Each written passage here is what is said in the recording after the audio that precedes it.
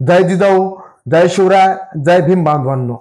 आज 7 नोव्हेंबर या दिवशीच विश्वरत्न महामानव डॉक्टर बाबासाहेब आंबेडकरांनी शाळेत प्रवेश घेतला. तो दिवस आपण विद्यार्थी दिन म्हणून साजरा करतो. भारतीय समाज व्यवस्थेने स्त्रिया शूद्राती शूद्रांचा शिक्षण घेण्याचा अधिकार नाकारला. रामजी सुभेदारांना शिक्षणाचं महत्त्व माहीत असल्याने त्यांनी आपल्या मुलांना शिक्षण घेण्याचा निर्णय घेतला. डॉक्टर बाबासाहेब आंबेडकर हे शाळेत शिक्षण घेत असते वेळेस शिक्षक त्यांना वर्गात बसू देत नव्हते. त्यांना वर्गाच्या बाहेर वरांड्यात बसावे लागत होते. शिक्षक विद्यार्थ्यांना वर्गात शिकवायचे त्यावेळेस डॉक्टर बाबासाहेब आंबेडकर हे वर्गाच्या बाहेर वरांड्यात बसून शिक्षण घेत होते. त्यांना जर तहान लागली तर माठास ग्लासास हात लावता येत नव्हता, पाणी पिता येत नव्हतं. त्या शाळेतील शिपाई त्यांना पाणी देत असे. तो जर सुट्टीवर असेल, गैरहजर असेल तर त्या दिवशी त्यांना शाळेत पिण्यासाठी पाणी मिळत नसे. अशा पद्धतीने संघर्ष करून 1907 साली डॉक्टर बाबासाहेब आंबेडकर हे 10वीची परीक्षा उत्तीर्ण झाले. गुरुवर्य कृष्णाजी अर्जुन केळुस्कर गुरुजींनी स्वतः लिहिलेले तथागत गौतम बुद्धांचे चरित्र त्यांना भेट दिले आणि त्यांचा सत्कार केला. पुढे 1956 साली विश्वरत्न महामानव डॉक्टर बाबासाहेब आंबेडकरांनी बौद्ध धम्माची दीक्षा दिली.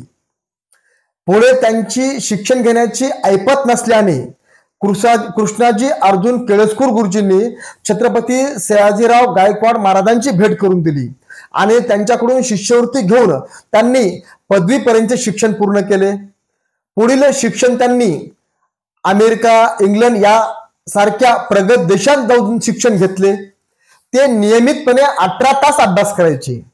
काही वेळेस तर त्यांनी 24 तासापैकी 21 तास अभ्यास केला. त्यामुळे त्यांना आपण जगातील 6 विद्वानापैकी एक विद्वान म्हणतो. तर छत्रपती शाहू महाराज हे त्यांना ज्ञानाचे राजे म्हणतात. डॉक्टर बाबासाहेब आंबेडकर हे असे म्हणतात की शिक्षण हे वाघिणीचे दूध आहे.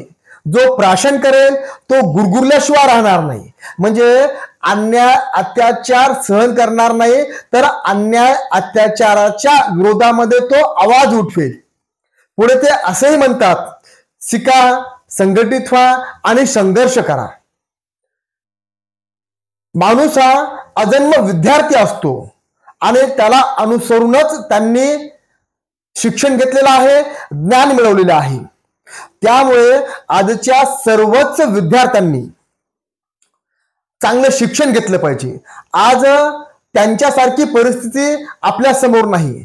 आज आपल्याला तुम्ही शिकू नका असं कोणी म्हणणार नाही. तुम्ही वर्गात न बसता वर्गाच्या बाहेर बसा, शिक्षण घ्या असंही कोणी म्हणणार नाही. तुम्हाला तहान लागली असेल तर माठाला, टाकीला, ग्लासला हात लावू नका तुम्हाला असंही कोणी म्हणणार नाही. तर उलट आई वडील, शिक्षक, समाजातील सर्व लोक, शासन तुम्हाला हेच म्हणतील की तुम्ही शिका, उच्च शिक्षण घ्या. तर डॉक्टर बाबासाहेब आंबेडकर यांचं जीवन संघर्षमय आहे, पण ते आपल्यासाठी अत्यंत प्रेरणादायी आहे. त्यामुळे आजच्या सर्वच पालकांनी, विद्यार्थ्यांनी विश्वरत्न महामानव डॉक्टर बाबासाहेब आंबेडकरांचा आदर्श घेऊन उच्च शिक्षण घ्यावं